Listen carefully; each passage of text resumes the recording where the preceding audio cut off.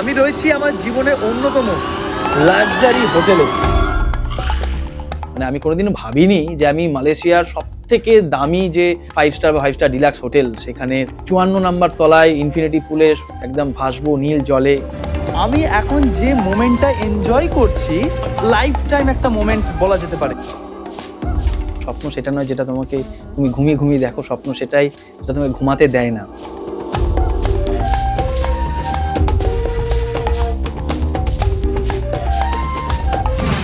বাস্তবে কতটা খাটনি, কতটা কঠিন।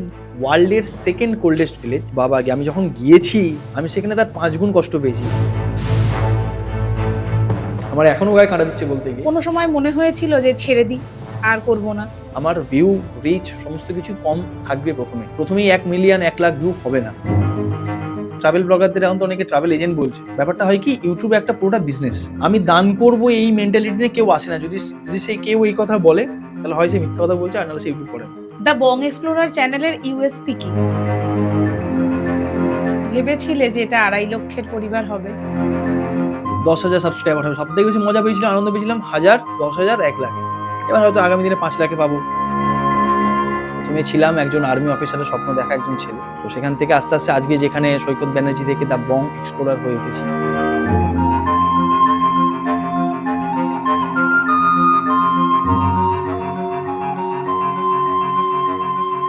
নতুন পাতার সাথে নন্দিনীর আরো একটি এপিসোডে আপনাদের স্বাগত।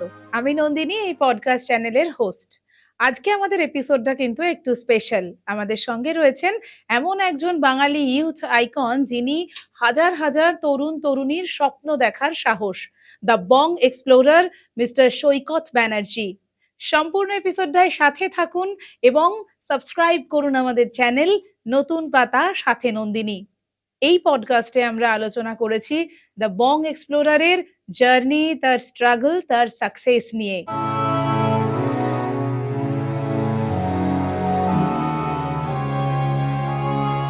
ওয়েলকাম সৈকত টু নতুন পাতা সাথে নন্দিনী।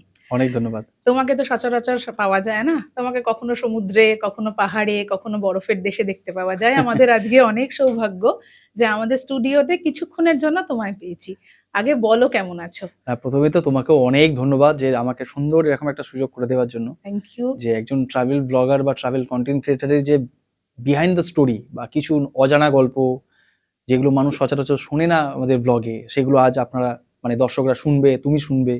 তো এরকম তো একটা সুযোগ পাওয়া খুব একটা দারুণ ব্যাপার। আর বেশ মানে এরকম মাহল দেখে তো বেশ আরো একটা বেশ অন্যরকম লাগছে। কারণ সাধারণত আমরা যখন ব্লগ করি সারা বছর একটা ক্যামেরা থাকে, নিজের মতন করে স্বাধীনভাবে ঘুরে বেড়ায়, স্বাধীনভাবে ব্লগ হয়। বাট এই চারিদিকে এত ক্যামেরা, লাইট, তো এত মানে সামনে থেকে তুমি এরকম নেক্সটে কিছু প্রশ্ন করবে, সেগুলোর জন্য বেশ কিছুটা এক্সাইটেড। আবার খুব মানে বেশ অন্যরকম একটা অনুভূতি। Thank you so much, thank you so much. তো একটু ফ্ল্যাশব্যাকে চলে যাই। নিশ্চয়ই। 2020 সাল, তখন সৈকত ব্যানার্জি সামান্য একটা প্রাইভেট চাকরি করছে এবং স্বপ্ন দেখছে অনেকটা। মালয়েশিয়ার একটা 5 স্টার হোটেলের ইনফিনিটি পুলে সামনে টুইন টাওয়ার, বাবা মাকে নিয়ে তাদের স্বপ্নের জায়গায় ভ্রমণ, লাদাখের কোনো একটা প্রত্যন্ত গ্রামে নিজের সাথে সময় কাটানো, থাইল্যান্ডে গ্রুপ ট্যুর করা। কেমন লাগছে? স্বপ্নগুলো কি সার্থক হচ্ছে? দেখো, ব্যাপারটা হচ্ছে স্বপ্ন, ওই এপিজে আব্দুল কালামের একটা কোট ছিল না, যে স্বপ্ন সেটা নয় যেটা তুমি ঘুমিয়ে ঘুমিয়ে দেখো, স্বপ্ন সেটাই যেটা তোমাকে ঘুমাতে দেয় না। যদিও কোনোদিন এত বড় স্বপ্নটা দেখিনি, বা যেখানেই আজকে দাঁড়িয়ে আছি 2026-এর আজকের দিনে, এই স্বপ্নটা কোনোদিনই দেখিনি। প্রথমে ছিলাম একজন আর্মি অফিসারের স্বপ্ন দেখা একজন ছেলে। তো সেখান থেকে আস্তে আস্তে আজকে যেখানে সৈকত ব্যানার্জি থেকে দ্য বং এক্সপ্লোরার হয়ে উঠেছি। মানে এত মানুষের, কারুর ঘরের ছেলে, কারুর দাদা, কারুর ভাই, কারুর মানে অনেকে অনেক মানে ইন্সপিরেশনও ভাবে অনেকে। অনেক মেয়েদের হার্ট থ্রব, যেটা যাই হোক সেটা আলাদা বিষয়। বাট মানে এই জায়গাটা যে কোনোদিন পৌঁছাতে পারবো সেটাও আমার কাছে কোনোদিনই জানা ছিল না। আজকেও জানি না যে আগামীতে কি করবো। বাট হ্যাঁ, মানে আমি যে বিশাল যে জায়গায় দাঁড়িয়ে রয়েছি তা নয়, বাট যে জায়গায় দাঁড়িয়ে রয়েছি সেটা মানুষের ভালোবাসা আর বাবা মায়ের আশীর্বাদ আর ভগবানের পাশে থাকা, এইটাই আর কি। বাট হ্যাঁ, তুমি যেগুলো বললে, মানে আমি কোনোদিনও ভাবিনি যে আমি মালয়েশিয়ার সব থেকে দামি যে 5 স্টার বা 5 স্টার ডিলাক্স হোটেল, সেখানে 54 নাম্বার তলায় ইনফিনিটি পুলে একদম ভাসবো নীল জলে, চারিদিকে বিভিন্ন দেশের রমণী, তারপর আরো যাই হোক, সামনে টুইন টাওয়ার, মানে এটা একটা সঙ্গে ছিল দাদা। এটা একটা সত্যি মানে সেই দিনটা স্বপ্নের মতন।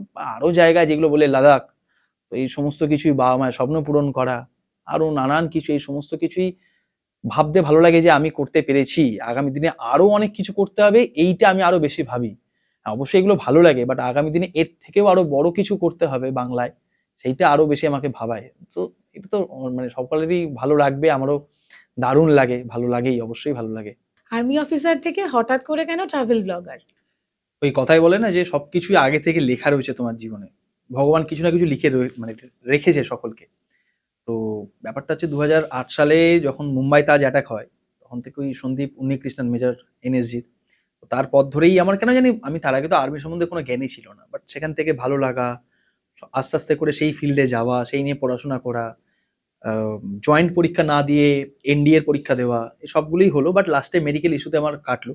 কিন্তু তারপরে ওই বয়সের একটা ম্যাটার থাকে, সেখান থেকে আইটি প্রফেশনে আসা, সেখান থেকেও আবার পুরোপুরি শিফট হয়ে এখন ট্রাভেল ব্লগিং সেক্টরে আসা, মানে ওই ভগবান, এবং আমি এটা বিশ্বাস করি প্রত্যেককে ভগবান জীবনে কি করবে সেটা আগে থেকে লিখে রাখে, এবং তার জন্য যেটা দরকারি কোয়ালিটি সেগুলো প্রত্যেককে ভগবান একদম ছোট থেকেই সেগুলো ইনপুট করে রাখে। যেমন আমি মনে পড়ে খুব, আমি খুব কথা বলতে ভালোবাসি, খুব কথা বলি, বক বক বক বক করি এখনো ইনফ্যাক্ট। তো এই জন্য স্কুলে প্রচুর মানে বকুনি খেয়েছি, গার্জেন কল হয়েছে, এবং খুব লাউড আমার গলা। আমি এখন আস্তে কথা বলছি তাই আমার গলা খুব মাইক লাগে না অনেক সময়, এত জোরে। তো বাট সেগুলো তখন বুঝতে পারিনি, বাট এখন বুঝতে পারি যে এত কথা বলার দরুন আজকে এই ট্রাভেল ব্লগিং এ আমার সুবিধা হয়েছে। আমি মিশতে ছোট থেকে অনেক ভালোবাসি, যে কোনো কাউকে আমি 5 মিনিটে 10 মিনিটে তার সঙ্গে মিশে যাই, আননোন লোক হোক, যার কারোর সাথে হোক, সেইগুলো এখন আমার কাজে লাগে। তো এইভাবে দেখতে দেখতেই মানে ওই আর কি, কপালের ফেরেই, কপালের জোরেই, ভালো লাগা থেকেই, প্যাশন থেকেই ট্রাভেল ব্লগিং সেক্টরে এখন পুরোপুরি। শুরুটা করলে কিভাবে? এই শুরুটা আবার একটা মজার গল্প, মানে এখন যারা আমাদের চ্যানেলে নতুন দর্শক তারা অনেকেই জানে না, হয়তো মানে তুমিও জানো না কিনা আমি জানি না। শুরুটা করোনার সময়, মানে অনেক দিন ধরে ইচ্ছা ছিল আমাদের দুই ভাই যে কোনোদিন, আমরা প্রচুর ঘুরতে ভালোবাসতাম, তো তো কোনোদিন হয়তো এই ভিডিও করে, ইউটিউবটা তখন 2015-16-তে জিও আসার পর থেকে অনেক অনেক বেশি পপুলার হলো সোশ্যাল মিডিয়া, ইউটিউব, তখন এত ইনস্টাগ্রামে চল ছিল না। তো তখন কোনোদিন হয়তো ভিডিও বানাবো, মুম্বাই কা নিখিলকে খুব দেখতাম, যে ও ছেলে, মানে আজকে ধরুন আমার যেরকম বয়স, ও ওই বয়সে এরকম মুম্বাই থেকে একা বাইক নিয়ে লাদাখ চলে যাচ্ছে, পিঠে ব্যাগ চাপিয়ে। ওই জিনিসগুলো খুব আমাকে ইন্সপায়ার করতো যে বাহ, আমিও কোনোদিন এরকম, মানে ঘোরা এমন একটা নেশা না, যে একবার পেয়ে গেছে এই নেশাটা, আমি মনে করি এটা দুনিয়া সব থেকে হেলদি নেশা, সেই নেশাটা কোনোদিন ছাড়তে পারে না। তো এবার কোনোদিন করবো করেই হচ্ছিল। তো করোনার সময় অনেক চ্যানেল খুলছে তখন, তো মা বললো কিছু কর কিছু কর, তখন কলেজও বন্ধ, টাইম পাসও কিছু নেই, জাস্ট ওই কখন কলেজ হতো অনলাইনে 1 ঘন্টা। তো একদিন ঘুম থেকে উঠেছি সকাল 8টা 9টার সময়, না একটু বেলা করেই উঠেছি। তো মা দেখি একটা ভিডিও দেখাচ্ছে, বলছে দেখ আজ এটা ভিডিও করেছি। কি ভিডিও? এক হাতে মায়ের একটা ফোনটা নিয়েছে এক হাতে, আর আমরা দুই ভাই ঘুমাচ্ছি, তো আরেক হাতে দই কাতলা রান্না করেছে। ওই ভিডিওটা প্রথম মানে মা করে, তো বললো লম্বা করেই, মানে মা জানেও না ইউটিউবে কিরম ভাবে ভিডিও দিতে হয়, যে 6 মানে কি রেশিওতে। তো বলছে না ভিডিওটা করেছি, জানি না দিতে হবে। দাদাও বলছে হ্যাঁ ঠিক আছে দাদা, শুরু করি। কি করব, কিভাবে করব, কি জনরা হবে চ্যানেলে, এসব কিছুই জানি না। ভিডিও এসছে, ভিডিও করে এবার এডিট আমি জানি না, আমি এডিটের ব্যাকগ্রাউন্ডে নয়। তো ইউটিউব খুলে ইউটিউবেই দেখেছি মানে কি করে এডিট করব, সেই করে একটা সফটওয়্যার যেটা খুব পপুলার অনেকের কাছে এবং ইজি টু ওয়ার্ক আর কি। তো সেটা ক্র্যাক ভার্সন ডাউনলোড করে এডিট করে সেদিনকেই সন্ধ্যেবেলা ভিডিও দিয়ে দিয়েছি। সেটা বেশি একদমই ইজি ছিল, 2-3টে ক্লিপের ছিল, দিয়ে দিয়েছি। এবার এডিটটাও শিখতে হবে। ধীরে ধীরে ওতেই ইউটিউব দেখে দেখে ওটা টিউটোরিয়াল নিয়ে শেখা, শিখেই আস্তে আস্তে করে তখন আমরা খাবারেরই ভিডিও বানাতাম। মানে প্রতিদিন আমাদের কোনো না কোনো, তখন বাইরে লকডাউন, আমাদের বাড়িতে প্রত্যেকটা দিন কোনো না কোনো রান্না হচ্ছে, হয় কোনো মাছের আইটেম বা কোনো ভেজ আইটেম বা মাংসের আইটেম, তো রান্না হচ্ছে এবং সেগুলো এডিট হচ্ছে। এডিট করে রাত্রিবেলা মা ভয়েস দিত। এটারও একটা মজার কাহিনী, মানে এখন মনে পড়লে এগুলো অনেক কিছু মনে পড়ে যায়, তুমি বললে বলে বলছি। তখন প্রতিদিন রাত্রিবেলা মা ভয়েস দিত, আর প্রতিদিন আমাদের একটা করে ভিডিও যেতই। সেদিন প্রত্যেকটা দিন আমাদের বাড়িতে ঝগড়া হতো, বলে কি নিয়ে, মা ভয়েস দিত আর আমি স্ক্রিপ্ট লিখে রাখতাম। এবার আমার একটা বড় বদ অভ্যাস হচ্ছে, আমি যে স্ক্রিপ্টটি লিখেছি ওখানে যে ওয়ার্ডগুলো হয় সেইগুলোই বলতে হয় মাকে। তার বাইরে মা নিজের মতন করে ভয়েস দেওয়ার সময়, তোমার ল্যাপেল মাইক ছিল, ভয়েস দেওয়ার মতন বলছে, ব্যাস না হবে না, এইটা কেন বললে, এটা তো হবে না। এবার প্রত্যেকটা রাতে আমাদের ঝগড়া হতো, ঝামেলা হতো আর কি, খুনসুটি ঝামেলা হতো। আর বাবা খুব রেগে যেত, না এসব ইউটিউব কিছু করতে হবে না তোকে, সব ঝামেলা, প্রত্যেক রাতে ঝগড়া। তো ওই করে করেই আস্তে আস্তে লকডাউন খুললো, তো একটু একটু করে ফুড ব্লগিং করা। তখন তো মানে আমি জানতাম না আমি একজন মানে full time travel content creator হব। তো বন্ধু বান্ধব নিয়ে টুকটাক কলকাতায় বিভিন্ন রেস্তোরাঁতে খেতে যেতাম। তারপর এইভাবে ধীরে ধীরে, বাট আমার মন মানতো না, মানে ওই হয় না ভেতর থেকে একটা আওয়াজ, এইটা আমার ভালো লাগে না। ওই রোজ একই বিরিয়ানির, এখানে এই দোকানে বিরিয়ানির আলু একটু নরম, এখানে মাটনের পিস একটু বড়, এই আমার ভালো লাগতো না। তবে আস্তে আস্তে করে এই পুরুলিয়া ট্রিপ আমার ফ্যামিলি নিয়ে আমরা গিয়েছিলাম অনেক বছর আগে, ওইটা দিয়ে আমার ট্রাভেল জগতে শুরু, পুরুলিয়া দিয়ে। আর সেই ভিডিওটা এখন দেখলে আমার নিজেরই হাসি পায় যে মনে হয় এটা আমি কি ভিডিও বানিয়েছিলাম, বাট ওই স্পার্কটা, ওই শুরুটা খুব ইম্পর্টেন্ট ছিল আজকের এখানে দাঁড়িয়ে থাকার জন্য আর কি। এইভাবেই কিন্তু জানি। উৎসাহটা কাকিমাই দিয়েছে। হ্যাঁ, মানে শুধু উৎসাহ মা বলে নয়, মা তো স্টার্ট করেছে, বাট ওই ফেজটাতে দাদা, বাপি, মা, এই তিনজন মানে সেই বট গাছের মতন ছিল। মায়ের সাপোর্ট সিস্টেমও সবসময় সাহায্য করা। বাবা এবং দাদা আমাকে, তখন তো আমি অত, আমরা তো মধ্যবিত্ত ফ্যামিলির ছেলে, আমাদের কাছে অত রেগুলার খেতে যাওয়ার মতো টাকাও ছিল না, ইনকামও করতাম না। দাদা তখন চাকরি করতো। বাবা এবং দাদা অর্থনৈতিক দিকে সাপোর্ট করেছে আমাকে প্রচুর, এবং দাদা খুব সাপোর্ট করেছে। আমি আর দাদা প্রত্যেকটা জায়গায় খেতে যেতাম। দাদা আমাকে গরম হোক, 42 ডিগ্রি টেম্পারেচার মনে আছে, হাওড়া থেকে নাগের বাজার গেছি একটা রেস্তোরাঁর ভিডিও কভার করতে, 42 ডিগ্রি গরম, পুরো পথ এই স্কুটি চালিয়ে গিয়েছি দুজনে, গিয়ে ওখানে ভিডিও করেছি। লাস্ট ক্লিপটা নেওয়ার সময় দেখছি মেমোরি কার্ড ক্র্যাশ হয়ে গেছে। সমস্ত এই যে এতটা কষ্ট, ওই ফিরেছিলাম আমি আর দাদা কাঁদতে কাঁদতে যে কি করছি, যে এতটা পথ আমি আর দাদা গেলাম, এত গরমে মুখ চোখ পুরো লাল হয়ে গেছে, গিয়ে খাওয়ার ভিডিও করলাম, দিয়ে লাস্ট মোমেন্টে দেখি ভিডিও পুরো মেমোরি কার্ড ক্র্যাশ, একটা ভিডিও নেই। সেই পুরো রাস্তা কাঁদতে কাঁদতে এসেছিলাম, দিয়ে লাস্টে অনেক কষ্টে রিকভারি করে, তখন মানে এখনো এক একটা ভিডিও হচ্ছে আমার কাছে সন্তান সমূহ আর কি, মানে দু হাতে করে বানাই তো, তো এই মানে যারা ভিডিও এডিট করে বা ভিডিও বানায় নিয়মিত, তাদের কাছে তারা এই জিনিসটা রিয়েলাইজ করতে পারবে। এক একটা ভিডিও যেমন শিল্প, যেমন কুমোরটুলিতে ঠাকুর করা হয়, ঠিক সেরকম এগুলোতে এক একটা শিল্পর এক একটা পার, এক একটা ভিডিও আমাদের কাছে অনেক গুরুত্বপূর্ণ, এক একটা ক্লিপ। তো সেই ভিডিও পুরো ক্র্যাশ, সেই যতই সাবস্ক্রাইবার থাকুক, তখন 2000 সাবস্ক্রাইবার আমার মনে আছে, তাও মানে কাঁদতে কাঁদতে মানে যে কি করছি। তো এই সাপোর্ট সিস্টেমটা খুব ছিল তিনজনের, বাবা, দাদা, তখন বৌদি সাপোর্টও খুব করতো, বৌদি আমাকে। এই 3-4 জন খুব, কাকা মাসি, যাদের কথা না বললে নয়, কারণ লকডাউন খুলতে আমি কামারপুকুর চলে গিয়েছিলাম আমার গ্রামের বাড়িতে। ওখানে কাকা মাসিকে আমি যা জ্বালিয়েছি, মানে অন্য আমি যদি থাকতাম কাকা মাসির জায়গায়, আমি বলতাম তুই চলে যা, তোকে ইউটিউব করতে হবে না। রেগুলার কখনো আম গাছে ওঠা, কখনো জাম গাছে ওঠা, কখনো পুকুরে মাছ ধরা, কখনো আম বাগানে আম চুরি করতে যাওয়া, সেখানে একজন ঠাকুমার তাড়া খাওয়া, কোনোদিন ছাদের গরমে, এই ঈদের দিনই ছাদে বসে ফিরনি বানানো গরমে। ওরা মাম্পু, কাকা মাসির মানে প্রত্যেকে সাপোর্ট না করলে আজকে এখানে আসা আমার পক্ষে তো কোনোদিন পসিবল হতো না। ফ্যামিলি সাপোর্টটা ভীষণ ভাবে দরকার। আর আমাদের এই মধ্যবিত্ত বাঙালি ফ্যামিলিতে সবাই চায় যে ছেলেমেয়েরা ইঞ্জিনিয়ার হবে, ডাক্তার হবে, চাকরি করবে। সেখান থেকে তোমাকে এরা এত সাপোর্ট করেছে, সত্যি হ্যাটস অফ তাদেরকে। না একদমই তাই, মানে ফ্যামিলি সাপোর্টটা খুব দরকারি, কারণ সবাই চায় যে ডাক্তার, ইঞ্জিনিয়ার হবে, একটা স্টেবল ইনকাম থাকবে, একটা সলিড ফিউচার হবে। একটা পুরো আননোন পথ না এটা, মানে কেউ জানে না যে কি হবে 2 বছর পর, আমি এখনো জানি না যে আগামী 5 বছর পর কি হবে, বাট স্টিল আমি একটা পথে চলেছি, ঠিক আছে, বাট ওই সাপোর্টটা খুব খুব দরকার। একদমই তাই। তুমি বললে যখন তুমি শুরু করেছিলে তখন আরো অনেক ব্লগার ছিল, তুমি নতুন একদম, এবং যারা ছিল তারা ফেমাস। তো এই বং এক্সপ্লোরার ফ্যামিলিকে এতটা বড় করতে কি কি চ্যালেঞ্জ তোমাকে ফেস করতে হয়েছে? দেখো, আমি যদি অ্যাজ আ ট্রাভেল ব্লগার বলি, আমার কিন্তু আগে চ্যানেলের নাম ছিল বঙ্গ কিচেন ব্লগ। যখন ওই রান্নার ভিডিও বানাতাম তখন ছিল এইটা। তারপর ধীরে ধীরে যখন ঠিক করে নিলাম যে আমি ট্রাভেলই বানাবো, তো তখন বেশ কিছু চ্যালেঞ্জ, মানে আমি অ্যাজ আ মধ্যবিত্ত ফ্যামিলির ছেলে যেগুলো ফেস করেছি, বা ট্রাভেল ব্লগার হিসাবে যারা নতুন, এখন মার্কেট অনেক বেশি হেলদি হয়েছে, এখন স্পন্সরশিপ প্রচুর। আমরা যখন শুরু করেছি কোনো স্পন্সরশিপ ছিল না, খুব কম, মানে যারা একটু বড় 50,000 60,000 তারা স্পন্সরশিপ পেত, আমাদের কাছে কোনো স্পন্সর ছিল না। আমি যদি দীঘা যাই নিজের টাকায় যেতে হতো, আমি যদি পুরী যাই নিজের টাকায় যেতে হতো, সমস্ত কিছু নিজের। তো চ্যালেঞ্জ প্রথম যেটা, সেটা হচ্ছে খরচ। অ্যাজ আ ট্রাভেল ব্লগার হিসাবে অন্যান্য সেক্টরেও খরচ আছে, বাট ট্রাভেল ব্লগিংয়ে খরচটা আমার মনে হয়েছে একটু বেশি। কারণ তোমাকে যেতে হবে কোনো জায়গায়, ধরো তুমি কোনো ফুড ব্লগিং করছো, কোনো রেস্টুরেন্টে গেলে তোমার অ্যাভারেজে খরচ 200, 300, 400 টাকা। কিন্তু তুমি ধরো ট্রাভেল ব্লগিং করছো, প্রথমেই তো তুমি ট্রাভেল ব্লগিং করে কাশ্মীর চলে যেতে পারবে না, বা যদি খুব বড় ফ্যামিলি থেকে বিলং না করো তুমি বাইরে যেতে পারবে না। তোমাকে ছোট ছোট থেকেই, উইকেন্ড ট্রিপ থেকেই স্টার্ট করতে হবে। তুমি কোনো রিসর্ট যাও, আমি প্রথম খুব উইকেন্ড ট্রিপগুলো কভার করতাম, কারণ এখন মানুষের কাছে সময় কম, 1 দিন 2 দিনের মানুষ ঘুরতে যেতে বেশি ভালোবাসে।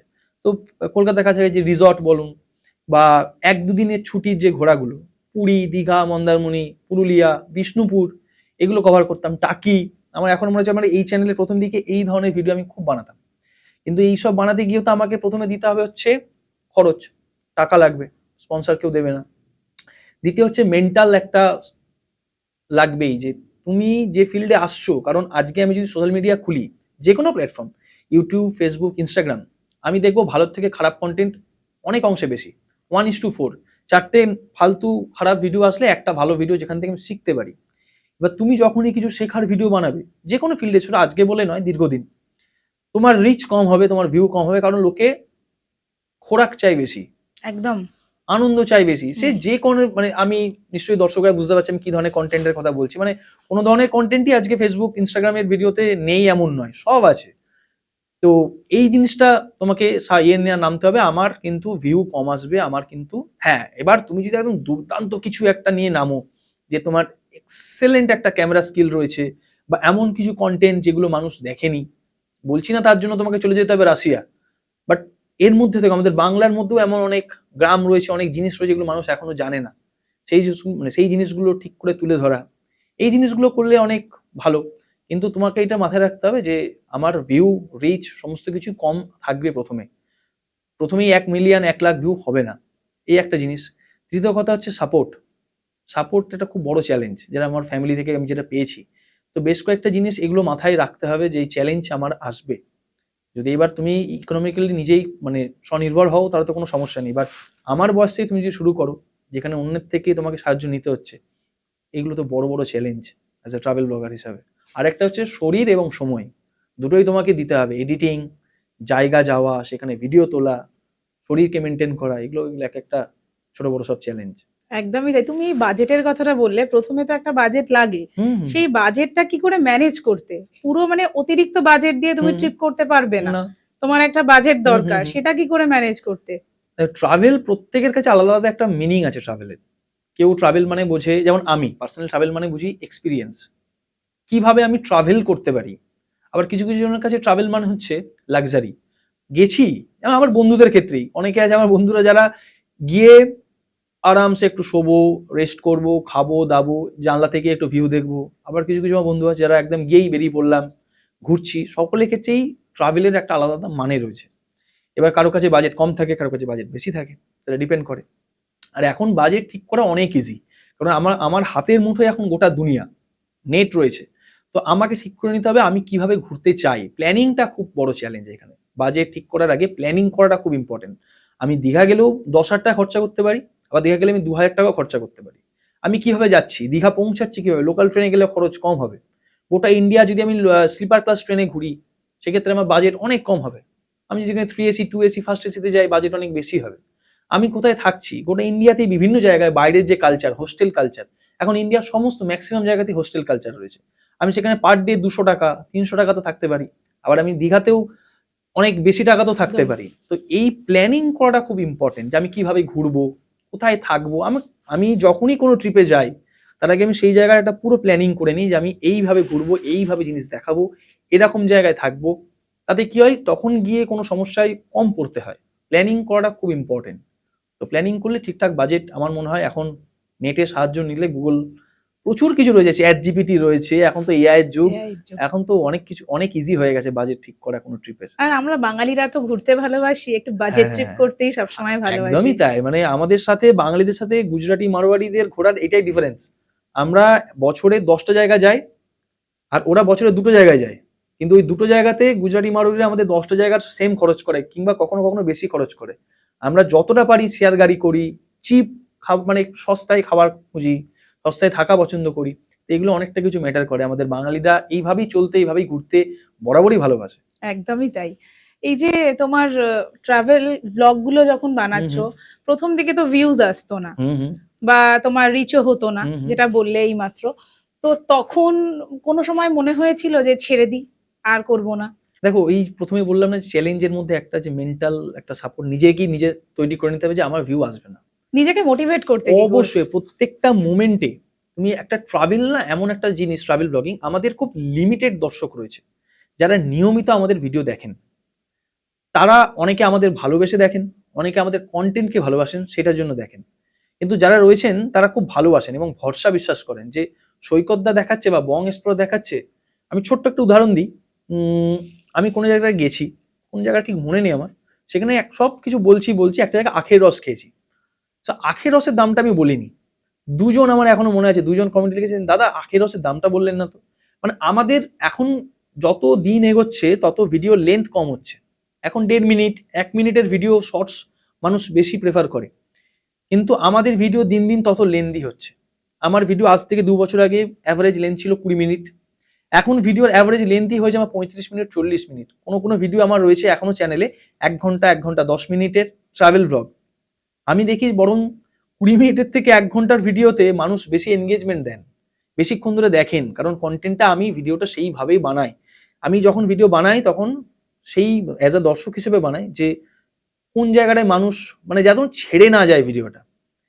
এবার প্রথম দিকে তো স্বাভাবিক বিষয়, যখন ট্রাভেল একটা এই ভিডিওগুলো প্রত্যেকটা শিক্ষার বিষয়, মানুষ কিছু না কিছু নলেজ পান, সেই জন্য স্বাভাবিক কথা এখনো তুলনায় ভিউ কম আসে, প্রথম দিকে তো আসতোই।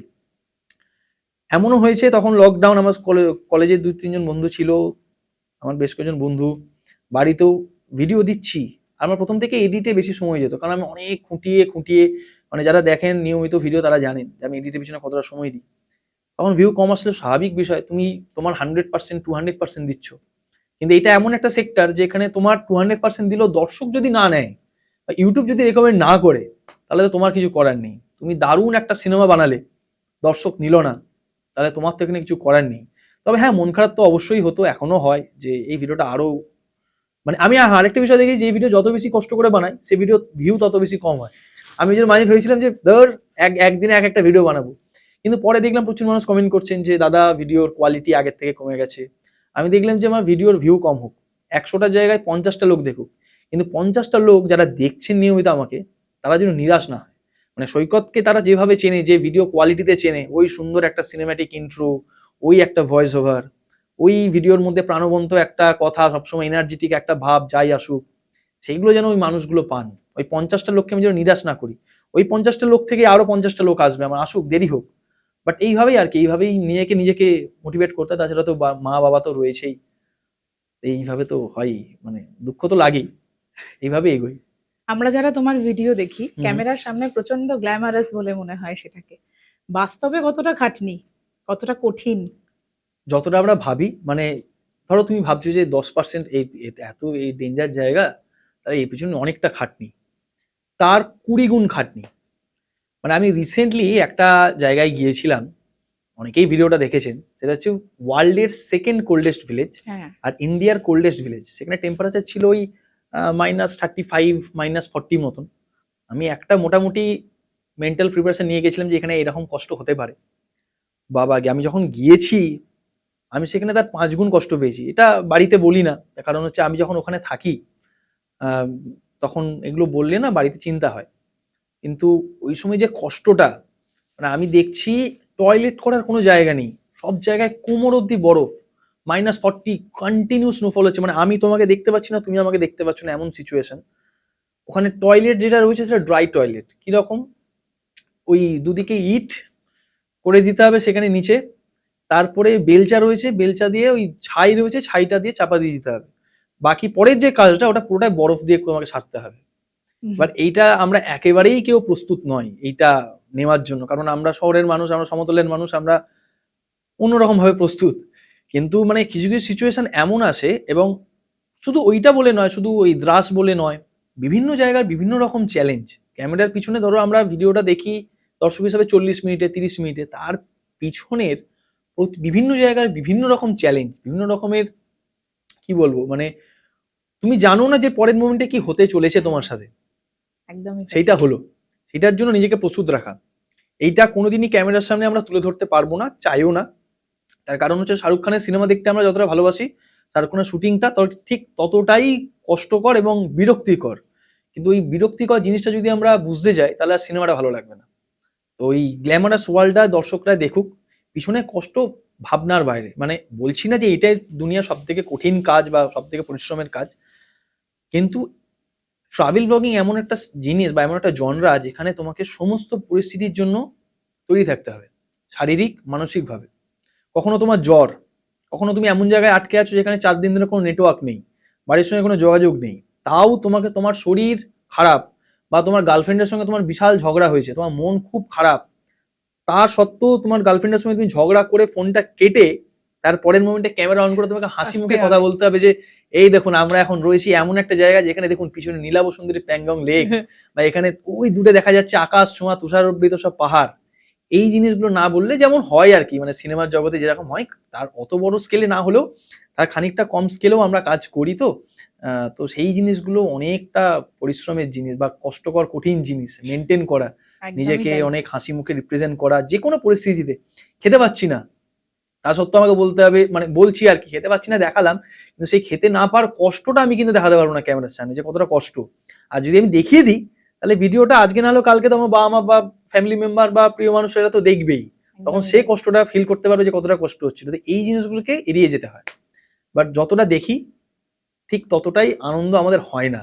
আর আমরা তো ঘুরি না, আমরা ঘোরাই, তো কখনোই আমরা এই নেচারকে এনজয় করতে পারি না ওইভাবে। কখনো ইউটিউবের ভিডিও নেওয়া হচ্ছে, কখনো তারপরে একটা ফেসবুকের জন্য আলাদা করে ভিডিও বানাচ্ছি, কখনো একটু একটু হাত ছড়িয়ে একটু রিলস বানাচ্ছি, কখনো সেখানে ছবি নিচ্ছি, কখনো ড্রোন শট নিচ্ছি। তারপরে গিয়ে যদি কোনো সময় থাকে তখন আমি নেচারটাকে পাহাড়টাকে দেখছি, আরে বা তখন ক্যামেরায় দেখছিলাম, এবার নিজে চোখে দেখছি। এই জিনিসগুলো থাকে আর কি। এবার সারা দিন সেই ঘুম থেকে ওঠা থেকে শুরু করে ঘুমোতে যাওয়া অবধি সবসময় ক্যামেরা মোটামুটি অন, আর কন্টেন্ট দেখলেই সেটাকে ক্যাপচার করে নেওয়া। নিজেকে এনজয় করা খুব কম হয়। আর দিনের পর দিন, কারণ এক একটা ট্রিপ হয় আমার 15 দিন 16 দিন। আর লাস্ট ইয়ার আমি গিয়েছিলাম 50 দিনের একটা ট্রিপে, গোটা ইন্ডিয়া ট্রিপে। তো আচ্ছা। সেই 50 দিন বিভিন্ন পরিস্থিতিতে থাকা, কখনো কাশ্মীর, কখনো লাদাখ, কখনো আবার কন্যাকুমারী, কখনো মেঘালয়, কখনো মানে পুরো ইন্ডিয়াটা তো ঘোরা। তো বিভিন্ন রকম এক্সপিরিয়েন্স, বিভিন্ন রকমের কঠিন পরিস্থিতি। এইরকম সেটাকে- শুনবো কিছু অভিজ্ঞতার কথা। হ্যাঁ সে তো নিশ্চয়ই, মানে একদম। ট্রাভেল ব্লগারদের জীবনের প্রত্যেকটা দিনই এক একটা অভিজ্ঞতা, বিভিন্ন রকমের অভিজ্ঞতা। শুনি একটুখানি কিছু গল্প।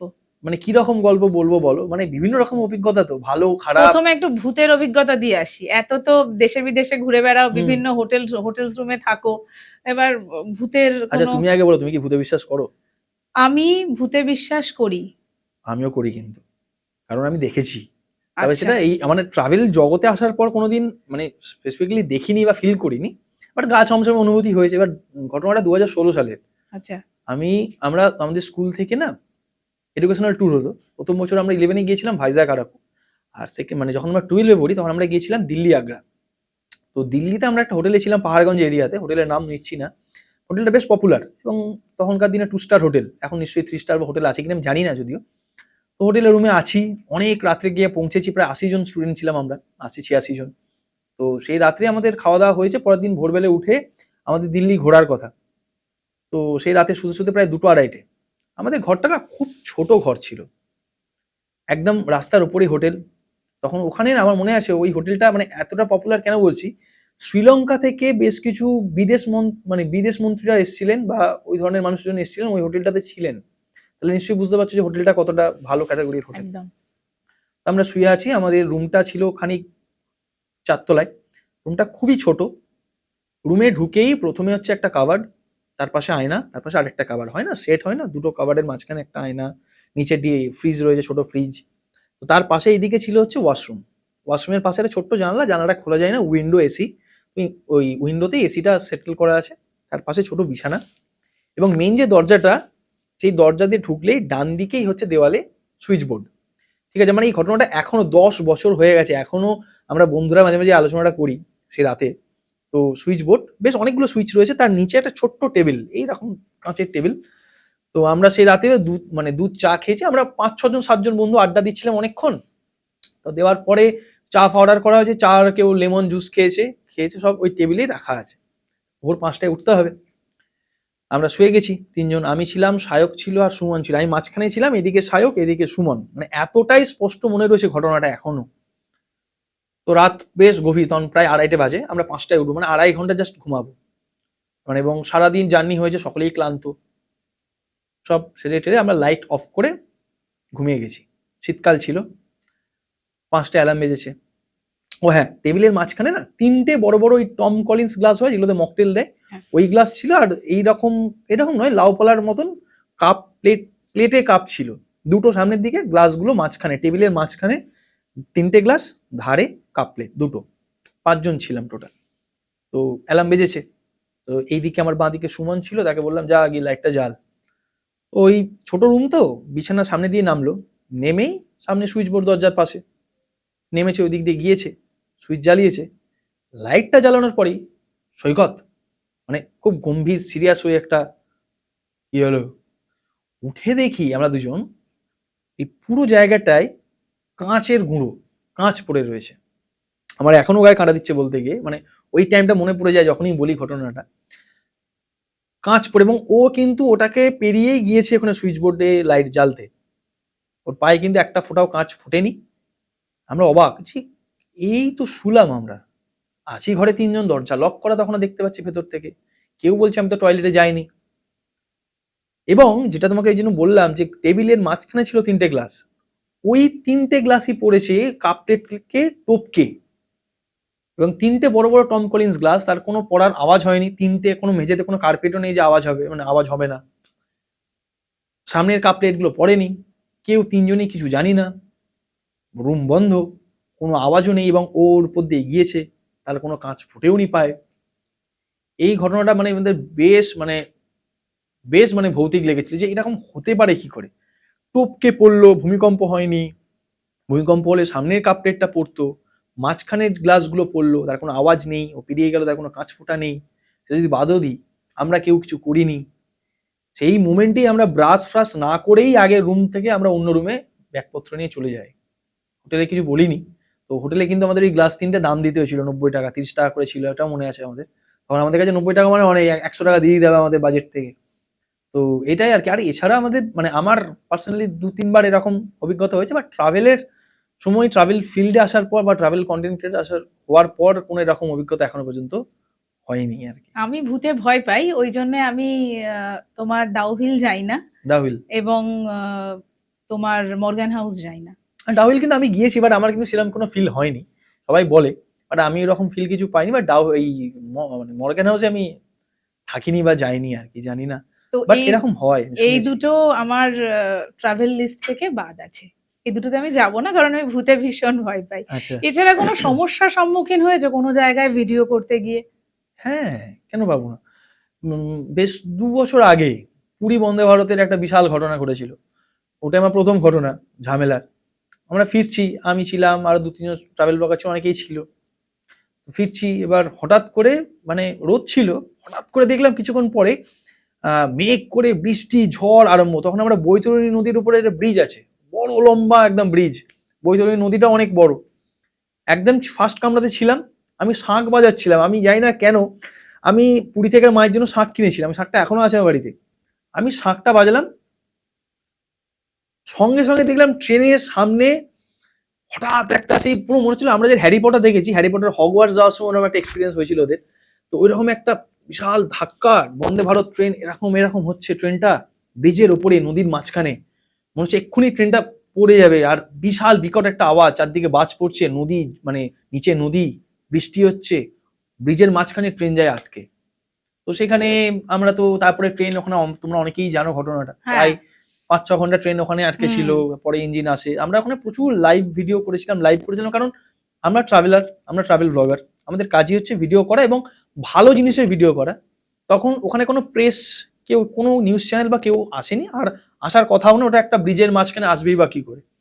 তখন আমাদের বিভিন্ন নিউজ চ্যানেল, আমরা যে লাইভ করেছিলাম, মানে আমরা ভিডিও দিচ্ছিলাম, 8 ঘন্টার মধ্যে 1 মিলিয়ন এরকম ভিউ হচ্ছিল, প্রচুর ভিউ হচ্ছিল। কারণ ওগুলোই মানুষ একমাত্র সোর্স ছিল যে এখান থেকে ডিরেক্ট এবং রাইট জিনিসটা মানুষ পাচ্ছিল, এবং প্রচুর মানুষের ফ্যামিলি ওই ট্রেনে ছিল। তখন নিউজ চ্যানেলগুলো আমাদের দিয়ে বিভিন্ন রকম ইন্টারভিউ করায়, ওখান থেকে দাঁড়িয়ে ফোন করে ভিডিও কলে ইন্টারভিউ দিই আমরা, আমাদের ভিডিও, লাইভ ভিডিওগুলো ওরা নিউজ চ্যানেলে চালায়। তো এইভাবে জিনিসটা চলছিল। তো এর ফলে কি হয়, কিছু মানুষ ভাবে আমরা হয়তো ওখান থেকে প্রচুর টাকা ইনকাম করে ফেলছি, কিন্তু এইটা বুঝতে পারে না যে এই ভিডিওগুলি একমাত্র সোর্স, যেটা মানুষ, গোটা বাংলার মানুষ দেখছে, একদম ডিরেক্ট সোর্স ওটাই। কারণ নিউজ চ্যানেল ওখানে নেই, আমরাই তখন নিউজ চ্যানেলের মতন, কারণ আমাদের কাজও ভিডিওই করা এবং ট্রাভেল দৌড়ান, আমাদের যে ট্রাভেলের সময় যে জিনিস ঘটছে সেগুলো আমাদের দেখানো, এবং ওটা একটা অ্যাক্সিডেন্ট। তো ওখানে প্রচুর মানুষ আটকে, তারা ফ্যামিলি বুঝতে পারছে না যে তার ফ্যামিলি মেম্বার ট্রেনের মধ্যে যারা রয়েছেন তারা ঠিক রয়েছেন কিনা, কি পরিস্থিতি। আর ওই মানুষরা, এবার একটা সময় আসে ট্রেনে কোনো এসি কোনো কিছু কাজ করে না, ট্রেনে না চলছে কোনো এসি, না ছিল জল, ট্রেনের প্রথম 2টো কামরা এসি চলছিল, বাকি কোনো কামরাই এসি। এটা নিয়ে নিউজও হয়েছিল, হ্যাঁ, বড় নিউজ হয়েছিল। তো কোনো কিছু চলছে না, জল নেই, খাবার নেই, কারণ অনেক রাত হয়ে গেছিল, 11টা প্রায় বাজে, যেখানে ওই সময় মানে হাওড়া ঢুকে যাওয়ার কথা। তো এবার বালেশ্বরে কিছু মানুষ ট্রেন আটকে দেয় ফার্স্ট কামরার বা লাস্টের দিকে, কিছু মানুষ আমি চিনি না তাদের কোন কামরায় ছিলেন। তো ড্রাইভারকে বলেন যে এবার আমরা ওটারও ভিডিও করছিলাম, মানে ওটারও আমাদের ভিডিও লাইভ আছে, এখনো ইনফ্যাক্ট আছে। তো ওই কিছু মানুষ যারা আমাদের সঙ্গে তাদের কোনো সম্পর্ক নেই, নর্মাল যাত্রী, তো তারা ড্রাইভারকে আটকে দেয়, পাইলটকে, যে না খাবার না দিলে বা জল না দিলে বা অন্তত ট্রেনের দরজা খুলে, বন্দে ভারতের তো দরজা খুলে না ভাবে, না খুললে যাওয়া যাবে না ট্রেন। আমরা সেটা ভিডিও করছি, আর ওই ফার্স্ট কামরার কিছু মানুষ ভাবেন যে আমরাই হয়তো পাইলটকে ভিডিওর জন্য আটকে রেখেছি, যে আমরা ভিডিও করবো বা সামথিং কিছুর জন্য আটকে রেখেছি, ওটা ভুল বোঝাবুঝি হয়। সেখান থেকে বিশাল একটা ঝামেলা, হাতাহাতি, তো এই একটা সিচুয়েশন খুব আমরা ফেস করেছিলাম আর কি। তো ভিডিও করতে গিয়ে এইটা আবার মানে মেঘালয়েও আমার একটা খুব বাজে এক্সপিরিয়েন্স রয়েছে। ওখানকার মানুষ আমি জানি না কেন, তো ওখানকার মানুষও বেশ কিছুটা রুড এবং রাফ। আমি ডবল ডেকার রুট ব্রিজে কোনো গাইড নিইনি বলে সেই গাইড আমাকে মাঝপথে দেখা হয়ে আমার সঙ্গে খারাপ ব্যবহার করা, এরকম তো মানে বেশ অনেক রকমের ঘটনাই আছে। কখনো হ্যারাস হওয়া, মানে ইন্ডিয়া ট্রিপের দৌড়ান বেশ কিছু সমস্যার সম্মুখীন হওয়া, তো ওগুলো সবকিছু সবসময় তো বলা যায় না। তো ওই রকম সিচুয়েশন আমাদের প্রায়ই আসে, মানে সবসময় যে ভালো জিনিস ঘটবে আমাদের সঙ্গে একজন ট্রাভেল কন্টেন্ট ক্রিয়েটার হিসাবে তা তো নয়। কোনোদিন ভালো হয় তো কোনোদিন এক্সট্রিমলি খারাপ যায়। কোনোদিন আমার যখন সুন্দরবনে গেছিলাম লাস্ট ইয়ার, আমার সুন্দরবনে নদীতে ড্রোন ওড়াতে গিয়ে ড্রোনটা নদীতে আমার হারিয়ে যায়, সেই সিচুয়েশন। এইরকম তো চলতেই থাকে, মানে এগুলো তো পার্ট অফ আ গেম। এই কষ্টটা বোধহয় আমরা ফিল করতে পারি না। হ্যাঁ, মানে যারা অ্যাকচুয়ালি মানে কি হয়, মানে যাদের কষ্ট করে কেনা জিনিস, তো হাতের একদমই সামনে তাই। আমার হাতের সামনে থেকে চলে গেলে, নদীতে ডুবে গেলে তো কষ্ট লাগবেই। একদমই তাই। তোমাদের এই কষ্টটা, এটা ক্যামেরার পাশে এপাশে যারা থাকে তাদের পক্ষে বোধহয় বোঝাটা এত সম্ভব হয় না। ওই যে স্বাভাবিক বললাম বিষয়। যে আমরা গ্ল্যামারাস জিনিসটাকেই দেখছি, কিন্তু হ্যাঁ, কষ্টটাকে আমরা একদমই দেখতে পাচ্ছি লতা না। মঙ্গেশকরের একটা রিসেন্টলি ইন্টারভিউতে মানে মারা যাওয়ার আগে উনি বলেছিলেন যে যদি আমাকে পরের জন্মে বলা হয়, আমরা যে কেউই লতা মঙ্গেশকর হতে রাজি হবো, তাই না? এত মানে সরস্বতী দেবীর মতন গলা, এত ফেম ওয়ার্ল্ডে, একদমই যার তাই। গলাকে সংরক্ষিত করে রাখার পরিকল্পনা চলছে বা চলেছিল, তাকে জিজ্ঞেস করেছিল আপনি পরের জন্য যদি লতা মঙ্গেশকর হয়ে জন্মাতে চান তো কিরকম ভাবে, কি কি চেঞ্জেস চান বা কি কি না পেতে চান, তো উনি বলছেন আমি পরের জন্মে লতা মঙ্গেশকর হতেই চাই না। তো এইরকম ব্যাপারটা আর কি, ব্যাপারটা যে ফেস করে কষ্টটা বা আনন্দটা তারই, সেই সব থেকে একদমই। বেশি রিয়েলাইজ করতে পারে। সৈকত ব্যানার্জি পরের জন্মে কি হতে চায়? আমি অবভিয়াসলি ইন্ডিয়ান আর্মির অফিসার হতে চাই পরের জন্মে, যেটা এই জন্মে পারিনি। একদম তাই। সৈকত, যখন শুরু করলে বং এক্সপ্লোরার, তখন ভেবেছিলে যে এটা 2.5 লক্ষের পরিবার হবে? না না, কখনোই না। মানে ইনফ্যাক্ট আমি এখনো ভাবি যে 2.5 লক্ষের পরিবার হয়েছে, মানে টোটাল আমাদের প্রায় ফেসবুক ইউটিউব মিলিয়ে 7 লক্ষ 7.5 লক্ষর পরিবার। কোনোদিন না তো মানে ক্যালকুলেট করে তো জীবনে কোনো পদক্ষেপেই যাওয়া খুব মুশকিল যে হবে কোনোদিন, এইটা কাজ করে যেতে হবে। আমি এখনো ভালো লাগে, মানে একটা টাইমের পরে গিয়ে না এই 2.5 লক্ষ 3 লক্ষ 1 মিলিয়ন ভালো লাগে, silver play button, golden play button, but এগুলো দিন শেষে একটা নাম্বার হয়ে যায়। এটা জাস্ট একটা নাম্বার। কাজ তোমাকে প্রথম দিনও যেরকম ছিল, বরং এখন কাজ অনেক বাড়িয়ে দিতে হয়েছে, বাড়িয়ে দিতে হবে আগামী দিনে আরো। তো ওই আর কি, ভালো তো অবশ্যই লাগে। কোনোদিনও ভাবিনি যে 10,000 সাবস্ক্রাইবার হবে। সব থেকে বেশি মজা পেয়েছিলাম, আনন্দ পেয়েছিলাম 1000, 10,000, 1 লাখে। এবার হয়তো আগামী দিনে 5 লাখে পাবো, 1 মিলিয়নে পাবো। বাট ওই দিন শেষে ভালো লাগার সাথে সাথে এগুলোটা জাস্ট নাম্বার হয়ে যায়, তোমাকে আরো বেশি রেসপন্সিবিলিটি বাড়ে। কারণ দিনে 10,000-এর সময় যে মানুষগুলো তোমাকে যতটা ভরসা করতে, এখন আরো অনেক বেশি ভরসা করে, অনেক সংখ্যক মানুষ ভরসা করে। তো সেই ভরসার জায়গা থেকে, বিশ্বাসের জায়গা থেকে রেসপন্সিবিলিটি অনেক বাড়ে। তখন আর ওই মনে হয় না যে 2.5 লক্ষ, আরে বাবা দারুণ ব্যাপার। তাতে মনে হয় যে আরো একটু ভালো কিছু ভিডিও বানাই, আরো একটু রিস্ক নিয়ে ভিডিও বানাই, যাতে মানুষ মজা পায় ফোনের পর্দায়, টিভির পর্দায়, এটাই। কি মনে হয়, মানে কেমন লাগে সেই সেই মুহূর্তগুলো যে মানুষরা বলে আমরা বং এক্সপ্লোরার সৈকত ব্যানার্জির সঙ্গে গ্রুপ ট্যুরটা করতে যাব? এটা দুটো দিক আছে, যেমন কয়েনের হেড আর টেল। যেমন এই গ্রুপ ট্যুর গুলো দুটো দিক আছে, এক যারা যান, আর দুই হচ্ছে যারা যান না। যারা যান না তারা আমাদের বলেন ট্রাভেল এজেন্ট বা বিভিন্ন রকমের সুন্দর সুন্দর ভাষা ইউজ করেন। আর যারা যান তারা অনেক স্বতঃস্ফূর্তভাবে আনন্দ নিয়ে যান এবং অনেক ভালোবাসা থাকে সেখানে। যেমন মানে এখন তো নামই হয়ে গেছে ট্রাভেল, বাংলা ট্রাভেল ব্লগাররা নাকি ট্রাভেল এজেন্ট। আর এটারও একটা হাফ মানে সত্যতা আছে আর কি। মানে আমরা যখনই কোনো মানে এত যে গ্রুপ ট্যুর করি, দেশে বিদেশে বিভিন্ন জায়গায় গ্রুপ ট্যুর করছি বা আগামী দিনে করবো বিদেশের বিভিন্ন দেশে, আমরা কোনো না কোনো ট্রাভেল কোম্পানির সঙ্গে কোলাবোরেট করেই সেই গ্রুপ ট্যুরগুলো অর্গানাইজ করি। আমরা নিজেরা কোনো ট্রাভেল এজেন্ট নই বা ট্রাভেল কোম্পানি আমরা চালাই না। সেক্ষেত্রে যারা যে কোম্পানিগুলোর সাথে আমরা কাজ করি না, তারাই আমাদের নামটা দিয়েছেন আর কি ট্রাভেল এজেন্ট। আর যেখানে আমরা যার সাথে কাজ করি, এবার সেই দেখুন, একটা গ্রুপ ট্যুর অর্গানাইজ করতে হলে লোকে আমাকে দেখে, আমার মুখ দেখে, আমাকে দেখে যাচ্ছে গ্রুপ ট্যুরে। একটা প্রফেশনালিজম দরকার, একটা আয়োজন দরকার, হোটেল থেকে গাড়ি থেকে সমস্ত কিছুর আয়োজন। এইগুলো আমার পক্ষে করা সম্ভব তো নয়। কোনো না কোনো ট্রাভেল কোম্পানিকেই করতে হবে দায়িত্ব নিয়ে, একটা যে প্রফেশনাল খুব।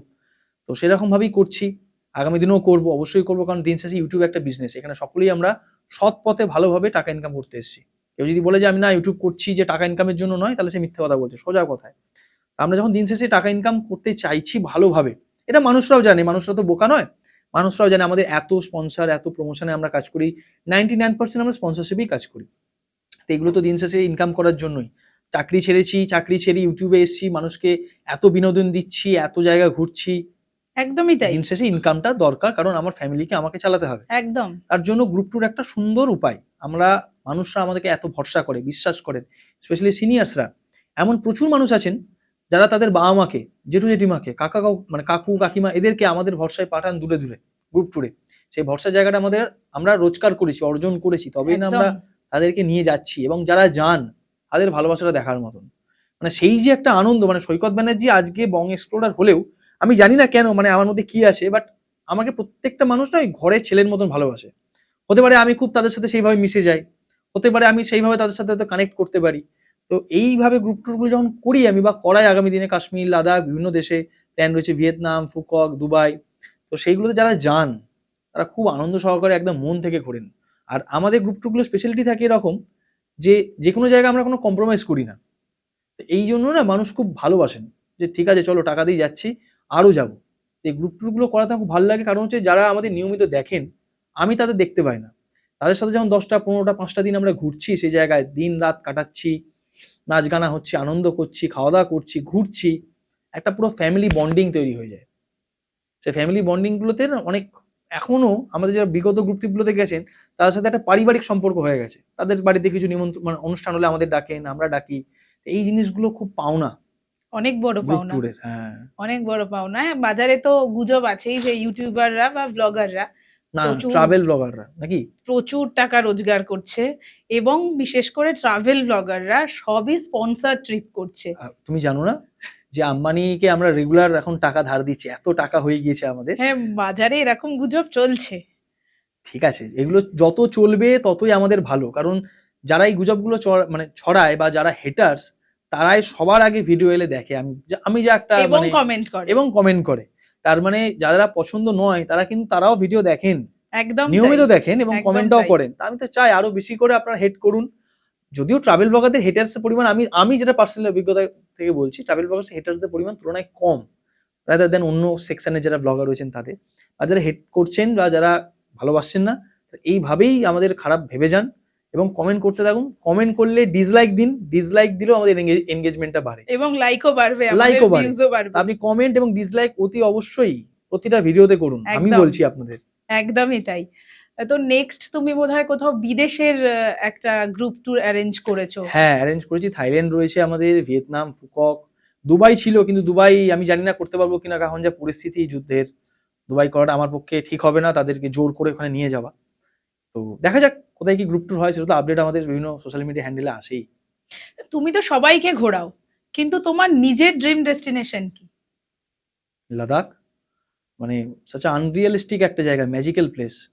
মানে আমি যখন প্রথমবার লাদাখ গিয়েছিলাম, মানে আমি নিজেকে খুব ইনসিগনিফিকেন্ট মনে হয়েছিল, খুব ক্ষুদ্র। মানে এত বড় বড় পাহাড়, খয়েরি পাহাড়, সোজা রাস্তা, কখনো ডেজার্ট, কখনো নীলাভ সুন্দরী লেক, কখনো বরফ। এত একটা বৃহৎ পরিবেশ আমি কখনো আগে দেখিনি, এত বিশাল একটা প্রকৃতি হতে পারে। তার মাঝখানে নিজেকে কোথায় যেন হারিয়ে ফেলেছিলাম। এবং আমার মতন প্রত্যেকটা ট্রাভেলারের কাছে dream destination I think Ladakh. মানে লাদাখের মতন জায়গা আমি দেখিনি কখনো। রাত রাত নামছে, ম্যাজিক্যাল নাইট স্কাই, অসম্ভব অসম্ভব। মানে দুপাশে সোজা রাস্তা, দুপাশে গ্রিন ল্যান্ড, দিগন্ত বিস্তৃত, সাদা ঘোড়া ছুটছে, তার পাশ দিয়ে ছোট্ট একটা নীল নদী বয়ে যাচ্ছে। আমি সোজা একদম মনে হচ্ছে না এই সোজা রাস্তা ধরে চাঁদে পৌঁছে যাব, সেই রাস্তা ধরে যাচ্ছি। অসম্ভব সুন্দর এক মানে দুর্দান্ত জায়গা, মানে কল্পনার বাইরে এত সুন্দর। মানে 1,00,000 বার আমাকে যদি বলা হয় যাওয়ার কথা, আমি 1,00,000 বার যেতে রাজি লাদাখে। আর কাকু বিভিন্ন সিজনে বিভিন্ন আবার রূপ লাদাখের। আচ্ছা, কাকু কাকিমা তোমার সাথে গিয়ে কেমন অনুভূতি? দা বং এক্সপ্লোরার সৈকতের সাথে ঘুরে কাকু কাকিমার অনুভূতিটা কেমন? না, যখন গ্রুপ ট্যুরে বাবা মাকে নিয়ে যায় তখন ওরা আলাদা আনন্দ পায়। তার কারণ হচ্ছে বাকি যে মানুষরা আমার আশপাশে থাকেন যারা গ্রুপ ট্যুরে গেছেন, তারা তো একটা ভালোবাসা দেন। তো আজকের দিনে দাঁড়িয়ে সেই জিনিসটা বাবা ফিল করতে পারে যে না হয়তো ঠিক ছিলাম, বা জানি না, তো বাট বাবাকে যখন সবাই বলে না আপনার ছেলে দুর্দান্ত ভিডিও বানায়, খুব ভালো লাগে, এই কমপ্লিমেন্ট গুলো যখন বাবা মা শোনে তখন বাবা মায়ের খুব ভালো লাগে। প্লাস বাবা মায়ের আমার ভিডিও, আমি প্রথম লাদাখ দেখার স্বপ্ন দেখি 2008 সালে 3 ইডিয়টস দেখে। বাট 2021-22 সালে যখন যাই, তারপরে আমার বাবা মা আমার ভিডিও থ্রু দিয়ে স্বপ্ন দেখা স্টার্ট করেছে যে আমিও একদিন লাদাখ যাবো। কারণ লাদাখ আমার মনে হয় আমার যে ড্রিম ডেস্টিনেশন, আমি কারণ বাবা মার হাত ধরে তো আমার জীবনে ঘোরা শুরু। আমি ট্রাই করি যতদিন আমি পারবো ততদিন আমি আমার সামর্থ্যে বাবা মাকে ভারতবর্ষ বিদেশে বিভিন্ন জায়গায় আমি ঘোরাতে চাই। আই থিঙ্ক পারবো আগামী দিনে সকলের আশীর্বাদ থাকলে। তো এই সময়গুলোতে খুব এনজয় করে ওরা, যখন লাদাখে ওই রূপ, মানে বাবা তো ওই পাহাড়ের ওই রূপ আগে দেখেনি, বিশাল আকাশ সমান খয়েরি পাহাড়। কখনো মানে এক একটা সময় লাদাখের এমন আছে হানলে যাওয়ার রাস্তায়, মানে তুমি যাচ্ছ সোজা রাস্তা, মনে হয় যেন এই রাস্তা ধরে সোজা তুমি চাঁদে পৌঁছে যেতে পারো। একটা টাইম আসে যখন তোমার চারিদিকে পাহাড়ের 7খানা রং, এইগুলো মানে একটা ম্যাজিক লাদাখের। এই জিনিসগুলো খুব ওরা এনজয় করেছে আমি যতটা বুঝেছি। খারদুংলা নিয়ে যাওয়া, প্যাংগং নিয়ে যাওয়া, এইগুলো ওরা খুব মানে দারুণ এনজয় করে আমার সাথে ঘুরতে ওরা। হ্যাঁ, বাট আমি তো ওদের কাছে দা বং এক্সপ্লোরার না, ওদের কাছে পিকুই বা সৈকতই। তো এগুলো ওরা খুব মানে মন থেকে এনজয় করে। কোনো জায়গায় যদি তোমাকে বারবার ফিরে যেতে বলা হয়, সেটা কি লাদাখই হবে? আরেকটা জায়গা আছে, শুনি সেটা। বেনারস। বেনারস মানে আমাদের প্রত্যেকের মধ্যে বেনারস লুকিয়ে রয়েছে। মানে তুমি যখন বেনারস থেকে বেরিয়ে যাবে, তুমি বেরোচ্ছ কিন্তু বেনারস তোমার মন থেকে কিন্তু কখনো বেরোয় না, এটা আমি নিজে ফিল করেছি। বেনারস এমন একটা শহর আজকে 2026-এ দাঁড়িয়েও 100 বছর আগের সেই সংস্কৃতি ঐতিহ্যকে ধরে রেখেছে। ওই প্রত্যেকটা গলি, প্রত্যেকটা বাড়ি, প্রত্যেকটা গলিতে দেখবে গরুর গোবর পড়ে, কিন্তু ওই গোবরের মধ্যেও ওই একটা, এর মধ্যেও তুমি একটা কোনো ফিল পাবে পুরনো ভারতবর্ষের, যেখানে মৃত্যুকে সেলিব্রেট করা হয়, যেখানে মৃত্যুকে আনন্দ সহকারে কান্নায় না ভাসিয়ে আনন্দ সহকারে দাহ করা হয়, সেটাই বেনারস। প্রত্যেকটা ঘাটের আলাদা আলাদা গল্প, 84খানা ঘাটে তুমি যদি হেঁটে ঘোরো, প্রত্যেকটা ঘাটের আলাদা গল্প, প্রত্যেকটা ঘাটের আলাদা কাহিনী, মানুষজন আলাদা, পোশাক আশাক আলাদা, কোনো ঘাটের ভাষা আলাদা, সংস্কৃতি আলাদা, খাওয়া দাওয়া আলাদা, প্রত্যেকটা ঘাটের পিকচার ব্যাপারটা, আর্টিস্টিক ব্যাপারটা আলাদা। তুমি রিয়েল ইন্ডিয়াকে তুমি চিনতে পারবে বেনারসে, তুমি যদি ঘাটগুলো ধরে হাঁটো। মাঝরাতে তুমি যদি মণিকর্ণিকা ঘাটে গিয়ে দাঁড়াও, জানতে পারবে জীবনের আলটিমেট ট্রুথটা কি। ওই কাশী বিশ্বনাথ মন্দির দর্শন করা, গঙ্গার ওই আরতি দেখা, সবকিছুর মধ্যে একটা মোহমায়া জড়িয়ে রয়েছে। ওই যে বেনারসের রস যে পান করেছে, সেই জীবনের কিছুটা জিনিস উপলব্ধি করেছে আমার মনে হয়েছে। মানে আমি বেনারস এমন ভাবে নিজেকে দেখতে পাই, বেনারসে গেলে চুপচাপ কিচ্ছু করতে হবে না। বেনারসে যাও, সন্ধে আরতি দেখার পর কোনো একটা ঘাটে, র্যান্ডাম যে কোনো একটা ঘাটে, ভোরবেলা বা সন্ধ্যেবেলা চুপচাপ বসে গঙ্গার দিকে তাকিয়ে থাকো। ওখানে গঙ্গা তো উত্তরমুখী, আমাদের ভারতের সমস্ত জায়গায় গঙ্গা দক্ষিণমুখী, কিন্তু একমাত্র বেনারসে গঙ্গা উত্তরমুখী। সেখানে গেলে তুমি জানতে পারবে যে মানুষ কি, এত ভ্যারাইটি জিনিস দেখতে পাবে মানুষের মধ্যে। কেউ ওখানে পিণ্ডদান করছেন, কেউ স্নান করছে, কেউ যোগব্যায়াম করছে, কেউ গান বাজনা করছে, কেউ ওখানে ছবি তুলছে, কেউ নৌকা চালাচ্ছে, কেউ ঝাড় দিচ্ছে, কেউ পুজো করছে। প্রত্যেকটা মানুষ আলাদা আলাদা কাজে যুক্ত। পুরো ডাইভার্স ইন্ডিয়া, যেটা রিয়েল ইন্ডিয়া র ফর্ম পাবে বেনারসে গেলে। একদমই তাই। তার সাথে তো খাওয়া দাওয়া রয়েছে, লোভনীয় খাওয়া দাওয়া, কচুরি, মালাইও, প্যারা, দারুণ। বেনারস দুর্দান্ত। এটাও একটা গুজব আছে যে কি? ফুড ব্লগাররা নাকি বেনারসের খাবারকে হাইপ বেশি করছে। এটা ঠিক কথা, আমি 100% সহমত। বেনারসের খাবার ভালো, বাট এতটাও ভালো না। ওয়েস্ট বেঙ্গলের খাবার ভ্যারাইটি, ননভেজ ভেজে যা আছে গোটা ইন্ডিয়াতে কোথাও নেই। খাবার খেতে হলে কলকাতা বেঙ্গলে আসতে হবে, খাবারের টেস্ট বুঝতে হলে কলকাতায় আসতে হবে। ফুড ব্লগারদের আমি এমন দেখেছি, মানে প্রথমবার যখন বেনারসে গেছিলাম আমি ইউটিউব দেখে দেখে গেছিলাম। আমি যে দোকানগুলো ইউটিউবে নাম দেখছি, গিয়ে মনে হচ্ছে আরে ভাই এই খাবারটা তো আমাদের ওখানেই রেগুলার আমার পাড়ার দোকানেই পাওয়া যায়। এর আবার এত কি চাহিদা? আর আমাদের বাঙালিদের ওই আটা লুচি একদম পোষায় না। আমাদের হবে একদম সুন্দর কালো সাদা ময়দার লুচি, এবং তার সাথে একটু কালো জিরে থাকবে, কালো জিরে তো বলে নাকি ওটা? হ্যাঁ, কালো জিরে। হ্যাঁ থাকবে, তার সঙ্গে সাদা আলুর তরকারি। একদম আমাদের ভাই এটাই কমফোর্ট জোন। ওই আটা লুচি খেয়ে আমাদের মনও ভরে না। হ্যাঁ, বাট খাওয়া দাওয়া ভালো, লস্যি ভালো, বাট এতটাও ভালো নয়। কিছু কিছু দোকান এতটা হাইপে চলে, আমার মনে হয় না সেগুলো ওই আর কি। মানে আমাদের কলকাতায়, ওয়েস্ট বেঙ্গল এরকম দোকান আকছার পাড়ায়, প্রত্যেক পাড়ায় পাওয়া যাবে। একদম। দিল্লির খাবার খুব ভালো, দিল্লির খাবার ভালো, পাঞ্জাবের খাবার ভালো, কাশ্মীরের খাবারও বেশ, ননভেজ খাবার ভালো, সাউথ ইন্ডিয়া কেরালের খাবারও ভালো। বাট ওই বেনারসের খাবার যে বেস্ট বা দুর্দান্ত, এত দোকান হাইপ। অনেকে যারা আমাদের এই ভিডিওটা দেখবে তারা এসে নিচে কমেন্ট করে যাবে। না, তারাও লিখুক কমেন্টে। আমি তো বলছি, আপনারা যদি বেনারস গিয়ে থাকেন, আপনারা সত্যি করে বুকে হাত দিয়ে বলুন যে সেই দোকানের খাবারগুলো আমাদের পাড়ার দোকানে পাওয়া যায়, হ্যাঁ কি না। হ্যাঁ, লস্যিটা ভালো খেতে নিঃসন্দেহে, মালাইও আর কোথাও পাওয়া যায় না, ওই সময় ওখানে পাওয়া যায়, লখনৌ পাওয়া যায় মালাইও যদিও। কিছু কিছু খাবার ভালো, বাট বেস্ট নয়। না আমার মতে অল ওভার ইন্ডিয়ার বেস্ট ভ্যারাইটি খাবার এবং স্বাদের খাবার হচ্ছে ওয়েস্ট বেঙ্গল, এবং West দামটাও কম। একদম আমাদের এখানে 50 টাকায় তুমি পেট ভরা লাঞ্চ করে নিতে পারবে, কিছু কিছু দোকান এখনো এমন আছে স্ট্রিট ফুডে, বাট বাইরের স্ট্রিটে তুমি সেটা পারবে না। একদমই তাই। বেনারস আমারও ভীষণ পছন্দের একটি পছন্দ। জায়গা। হওয়া উচিত, যারা ঘুরতে ভালোবাসে বেনারস আমার প্রিয়। ভীষণ পছন্দের একটি জায়গা। তুমি তো সবার অনেক এই জেনারেশনের অনেক ছেলেমেয়ের ইন্সপিরেশন। এবার এই জেনারেশনটা যারা ট্রাভেল ব্লগিং এ আসতে চাইছে তাদের জন্য তুমি কি কি অ্যাডভাইস দেবে? অনেকে বলে শুধুমাত্র প্যাশন দিয়েই হয়, শুধু প্যাশনের কাজ নয় এটা, প্যাশন থাকতে হবে, ভালোবাসা থাকতে হবে, আর সব থেকে বড় যেটা ওই আগে বললাম যে কিছু কিছু চ্যালেঞ্জ রয়েছে। প্রথম কথা হচ্ছে খরচ, দ্বিতীয় কথা হচ্ছে মেন্টাল একটা স্টেবিলিটি যে আমি করবই, এগুলোকে মাথায় রাখতে হবে। দ্বিতীয় কথা হচ্ছে অবশ্যই তুমি যদি চাও যে এটাকে কেরিয়ার বানাবে, সেটাও বানাতে পারো। এখন এখন এত স্কোপ চারিদিকে, কারণ আমাদের তো রিজনাল ল্যাঙ্গুয়েজে ভিডিও বানানো, হিন্দিতে ভিডিও বানালে সেটা ন্যাশনাল ল্যাঙ্গুয়েজের ব্যাপার একটা চলে আসে, বাট আমাদের তো খুব লিমিটেড সংখ্যক দর্শক দেখেন, বাংলাদেশি মানুষ দেখেন, আসাম উড়িষ্যার কিছু মানুষ দেখেন। বাট তৎসত্ত্বেও এখন যা স্কোপ রয়েছে, আর একটা জিনিস আমি খুব মানি, সেটা আমি জানি না অনেকে হয়তো সহমত হবেন বা অনেকে দ্বিমত পোষণ করবেন, সেটা হচ্ছে আমি যেটা বিলিভ করি সেটা হচ্ছে বড় জায়গায় মিডিয়াম না হয়ে মিডিয়াম জায়গায় বড় হও, সেটা অনেক বেশি স্কোপ বা তোমাকে অনেক বেশি ফেম দেবে বা অনেক বেশি তোমাকে সুবিধা দেবে। তো আমার মনে হয় যদি বাংলায় ট্রাভেল ব্লগিং যারা করতে চাইছে আমার বয়সী, অলওয়েজ ওয়েলকাম। দুর্দান্ত একটা প্লেস যেখানে তুমি তোমার স্কিল, কাজ, এফার্টস দেখাতে পারবে, তোমার এক্সপিরিয়েন্স তুমি ইউজ করতে পারবে।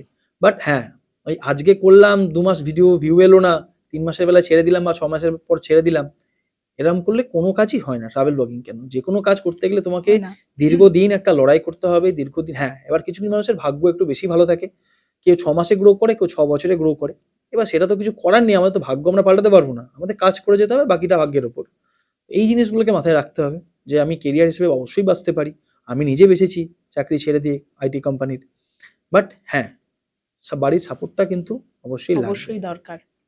দ্য বং এক্সপ্লোরার চ্যানেলের ইউএসপি কি? কেন দেখবে লোকে দ্য বং এক্সপ্লোরার চ্যানেল?